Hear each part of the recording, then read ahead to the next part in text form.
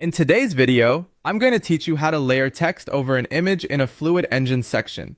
To get started, open the page section you want to work on and click Edit on your section layout in Fluid Engine.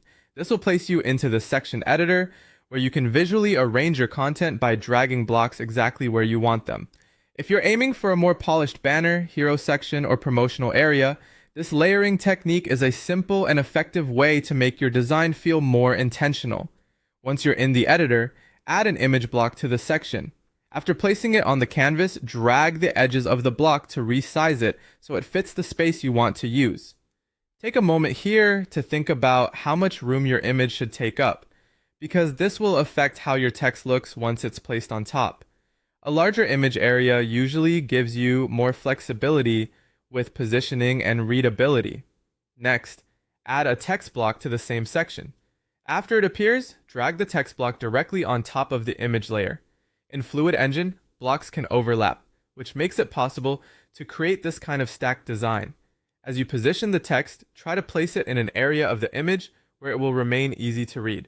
For example, text tends to stand out better against simpler or darker parts of an image. Even though the main task here is just placing the text over the image, careful positioning will make the final result look much cleaner. If the text block disappears behind the image, don't worry. That usually just means the image block is sitting in front of it in the layer order. To fix this, click the text block so its toolbar appears, then select Move Forward. This brings the text in front of the image so it becomes visible on top, which is exactly what you want for this layout. After that, you can continue adjusting the size and placement of both blocks until the composition looks balanced. Small movements can make a big difference, especially when you're trying to center text or line it up neatly within the image area. It's also a good idea to preview the section visually and make sure the text is clearly visible and not crowded by the edges of the image. That's it.